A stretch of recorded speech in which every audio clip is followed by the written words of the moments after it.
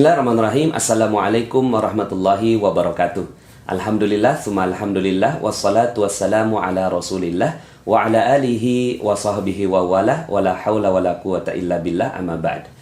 Alhamdulillah, senang sekali bisa bertemu dengan sahabat-sahabat semua di channel YouTube Magnet Rezeki. Saya doakan semoga Anda mendapatkan keberkahan, kemuliaan, kejayaan dari Allah Subhanahu wa Ta'ala, sehingga Anda semakin dekat dengan impian Anda, cita-cita Anda, hajat-hajat Anda, dan Anda pun semakin dekat dengan Allah Subhanahu wa Ta'ala. Oke, kita akan melanjutkan materi kita, dan kali ini kita sudah sampai ke jurus yang kedua berjudul Perisai Rezeki. Sebelum kita lanjut, bagi teman-teman yang belum subscribe di channel YouTube ini, silakan subscribe di tombol di bawah, karena subscribe itu gratis dan Anda akan mendapatkan update-update dari konten-konten di channel ini. Ada orang yang mengatakan, kenapa ya rezeki saya kok terbatas? Kenapa gaji saya nggak naik-naik? Kenapa penghasilan saya segitu-gitunya gitu? Kenapa kok hutang saya nggak lunas-lunas? Kenapa kok piutang saya nggak dibayar orang? Kenapa keluarga saya nggak harmonis? Kenapa penyakit saya nggak sembuh-sembuh? Ada loh orang yang mengatakan seperti itu. Kenapa bisa seperti itu? Padahal konsep dasar rezeki di dalam Islam adalah kita semua mendapatkan rezeki. Ya, kapan? Sekarang juga. Anda sekarang ini sedang mendapatkan rezeki dari Allah Subhanahu wa Ta'ala yang kalau Anda tahan gak akan pernah sanggup. Contohnya, nafas. Bisakah Anda menahan nafas selama 5 jam saja? Tidak akan pernah sanggup. Itulah salah satu contoh dari rezeki Allah Subhanahu wa Ta'ala. Kita nggak akan pernah sanggup menahan rezeki Allah. Karena rezeki Allah itu datangnya dipaksa. Kalau seandainya ada orang yang mengatakan bahwa kenapa kok rezeki saya nggak ada, kenapa kok rezeki saya terbatas, bukan karena rezekinya yang nggak ada, tapi karena dia menahan dirinya dari rezeki Allah Subhanahu wa Ta'ala. Konsep dasar dari perisai rezeki ini adalah rezeki itu datang seperti air bah.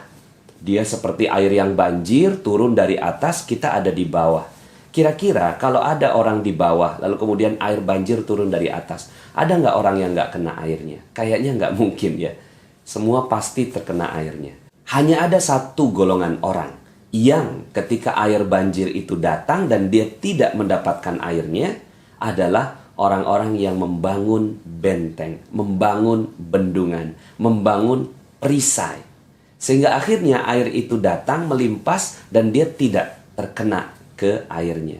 Begitulah konsep rezeki Allah Subhanahu wa Ta'ala. Allahnya mau kasih rezeki, tapi kitanya yang membangun perisai itu. Nah, maka kalau kita sudah memahami tentang konsep ini, untuk mendapatkan air bagaimana? Sederhana, buka aja bentengnya. Sederhana, buka aja perisainya. Begitu juga dengan rezeki. Ya, kita ingin mendapatkan rezeki berlimpah, bukan dengan bekerja, bukan dengan berusaha, bukan dengan berikhtiar, tapi dengan membuka perisainya. Ketika perisai ini dibuka, maka insya Allah rezeki Allah akan datang dengan berlimpah ruah kepada kita semua. Perisai inilah yang harus kita betul-betul perhatikan agar kita mendapatkan rezeki Allah Subhanahu wa Ta'ala. Perisai itu bernama dosa. Ya, tidak ada yang lain. Kalau seandainya kita sekarang ini berada dalam kesulitan hidup, kita berada dalam keterbatasan rezeki, bukan karena Allah tak mau kasih rezeki, tapi karena ada dosa-dosa yang menghalangi diri kita dengan rezeki Allah Subhanahu wa Ta'ala. Semakin tebal dosanya, semakin jauh diri kita dari rezeki Allah Subhanahu wa Ta'ala. Dan sangat erat korelasinya antara dosa dengan rezeki. Makin banyak dosanya, makin jauh rezekinya. Makin sedikit dosanya, makin Allah Subhanahu wa Ta'ala berikan rezeki yang berlimpah. Hal ini Allah Subhanahu wa Ta'ala kemukakan di dalam Al-Quran, surat Nuh ayat 10-14. A'udzu billahi minasyaitonir rajim. Bismillahirrahmanirrahim. Faqultu astaghfiru rabbakum innahu kana ghaffara yursilis samaa'a 'alaikum midrara wa yumdidkum bi amwalin wa banin wa yaj'al lakum jannatin wa yaj'al lakum anhara ma lakum la tarjuna lillahi waqara wa qad khalaqakum atwara. Maka minta ampunlah kalian kepada Allah. Innahu kana ghaffara, sesungguhnya Allah Maha Pengampun. Kalau Allah sudah ampuni, maka sederhana. Allah Subhanahu wa taala janjikan yursilis samaa alaikum midrara, akan Allah turunkan kepadamu hujan dengan lebat. Masya Allah, ya. Hujan dengan lebat, bukan dengan rintik-rintik, bukan dengan gerimis, hujan dengan lebat. Ini adalah tamsil dari rezeki, bahwa Allah Subhanahu wa taala akan turunkan hujan yang lebat. Hujan ini kan barokah, hujan ini kan rezeki. Allah tambahkan di ayat berikutnya, wa yumdidkum bi amwal, akan Allah tambahkan harta demi harta. Coba lihat konteksnya. Allah tidak mengatakan wa yumdidkum bil khairat. Allah tidak mengatakan Allah akan tambahkan kebaikan demi kebaikan. Tidak. Allah langsung katakan akan ditambahkan harta demi harta. Dalam bentuk jamak. Allah yang menjanjikan harta untuk kita di dunia. Ini adalah janji Allah Subhanahu wa taala. Tapi caranya bukan dengan yang lain. Caranya adalah dengan menghilangkan dosa. Ketika dosa kita udah hilang, maka Allah akan tambahkan harta demi harta, demi harta, demi harta. Mau berapa banyak? 100 juta per bulan? 200 juta per bulan? 300 juta per bulan? Ya, asal sebut. Kita minta kepada Allah Subhanahu wa taala, mudah bagi Allah. Syaratnya satu, sudah tidak ada lagi dosanya. Wa yumdidkum bi amwalin wa banin, dan Allah tambahkan anak-anak. Ya, bisa jadi bukan hanya anak biologis, anak keturunan, anak cabang, anak perusahaan, anak buah, dan seterusnya. Wa yaj'al lakum jannatin, dan Allah tambahkan kebun-kebun. Selain dari usaha yang dia buat, Allah Subhanahu wa taala tambahkan kebun-kebun yang lainnya. Mungkin kita bilang, ya Allah udah gak sanggup lagi ngurusnya. Wa yaj'al lakum anhara, dan Allah akan tambahkan sungai-sungai yang mengalir membuat subur itu si kebun. Setidaknya ada dua janji Allah dalam ayat ini. Ya, yang pertama, harta berlimpah ruah. Yang kedua, passive income. Duduk diam, rezeki datang sendiri. Syaratnya satu, yaitu kita menghilangkan dosa. Maka inilah konsep dasar dari magnet rezeki. Dan konsep dasar juga dalam Islam, kalau seandainya kita ingin mendapatkan rezeki yang berlimpah dari Allah Subhanahu wa taala, bukan dengan kerja keras. Ngapain kita kerja keras tapi terus berbuat dosa? Ya, kita kerja keras terus berbuat dosa. Oke lah kalau seandainya dapat uangnya, tapi diambil kesehatan oleh Allah Subhanahu wa taala, diambil barokah dari Allah, diambil keharmonisan dari Allah Subhanahu wa taala. Anak kena narkoba, ya, istri selingkuh, suami selingkuh, kemudian rumah seperti neraka. Mungkin banyak hartanya, tapi Allah Subhanahu wa taala ambil harta yang lainnya. Ya, karena kan rezeki bukan cuma sekedar harta, tapi juga banyak hal. Nah, maka kalau kita ingin mendapatkan keberkahan dari Allah Subhanahu wa taala ini, ingin dapatkan rezeki Allah ini, maka caranya sederhana, pakai cara Allah. Ya, cara Allah ini adalah dengan menurunkan perisai, menurunkan dosa. Lalu dosa apa? Ya memang banyak sih, ya. Maka dalam jurus-jurus berikutnya, di dalam magnet rezeki kita akan membahas lebih detail. Makanya ada 101 jurus. Dengan berbagai macam pendekatan-pendekatan, kita melihat perisai-perisai yang terkadang kita sadar atau kita tidak sadar, ya, bahwa itu ternyata merupakan perisai dari rezeki kita.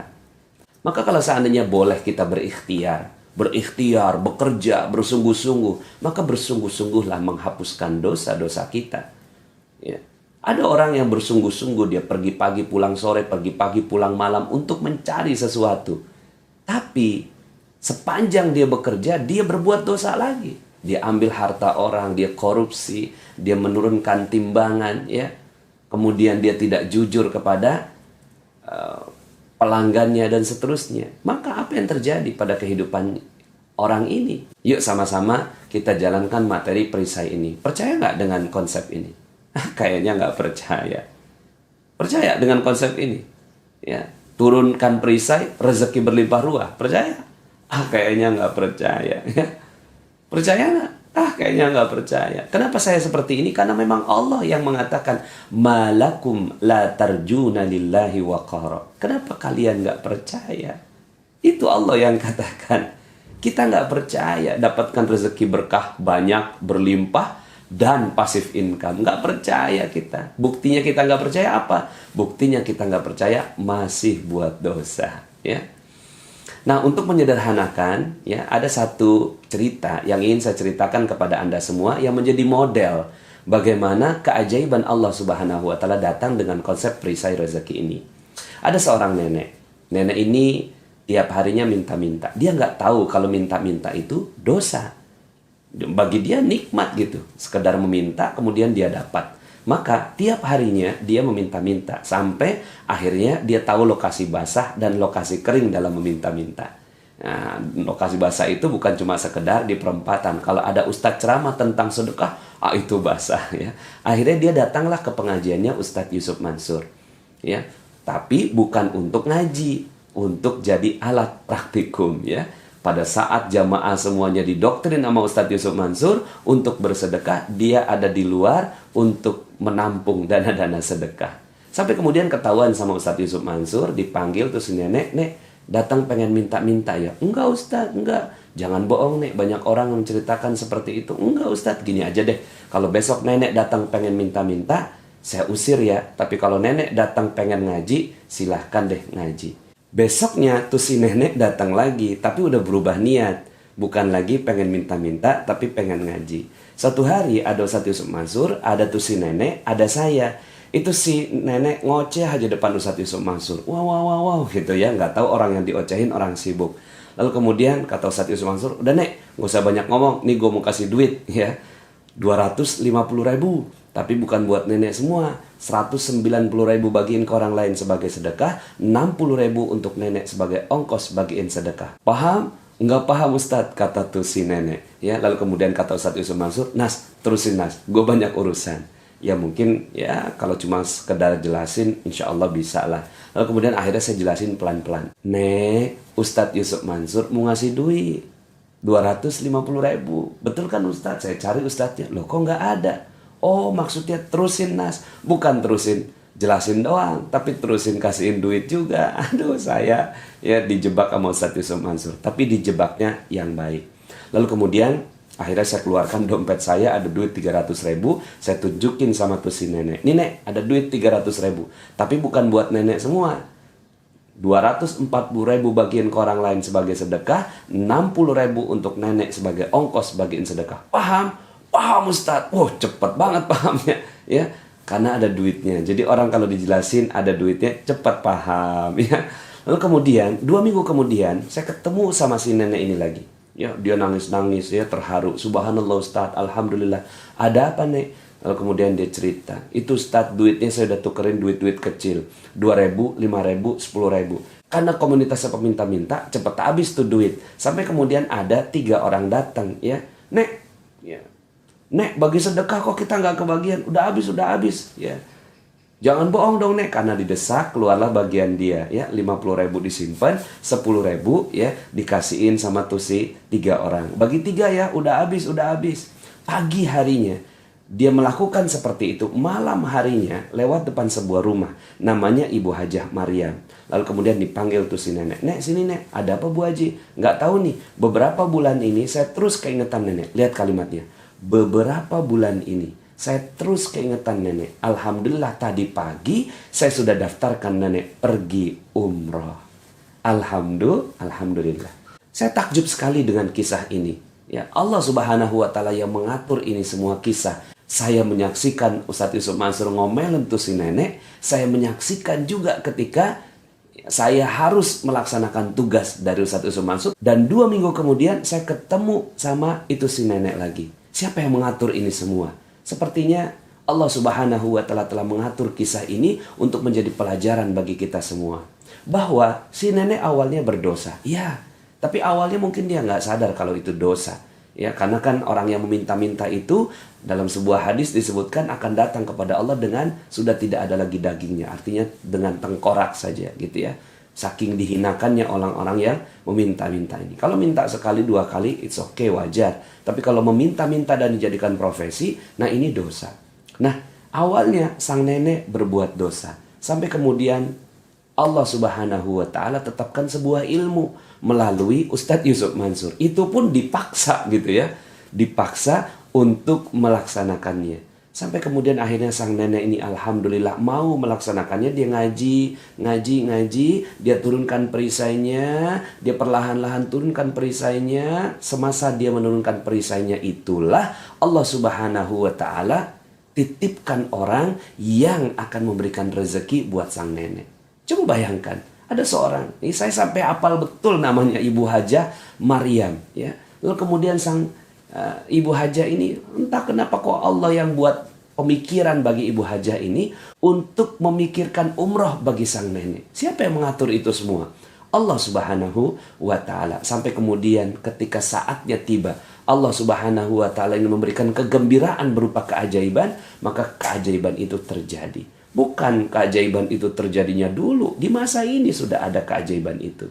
So, bagi Anda yang menonton YouTube ini, seandainya Anda berada dalam kondisi yang Allah Subhanahu wa Ta'ala tetapkan rezeki Anda masih terbatas, percayalah bahwa ketika kita mau menurunkan perisai kita, ketika kita mau menurunkan dosa kita, ketika kita mau menurunkan hal-hal yang Allah Subhanahu wa Ta'ala larang untuk kita, maka insya Allah sebentar lagi akan terjadi keajaiban bagi Anda. Maka inilah perisai rezeki. Kalau kita ingin dapat keajaiban, turunkan perisainya, maka insya Allah keajaiban akan datang pada Anda semua. Kita cukupkan part yang pertama ini. Yang penting Anda memahami konsep dasarnya, dan insya Allah kita akan lanjutkan dalam part yang kedua. Saya Nasrullah, billahi taufiq wal hidayah. Assalamualaikum warahmatullahi wabarakatuh. Aku udah ngomong belum, perisainya itu adalah dosa.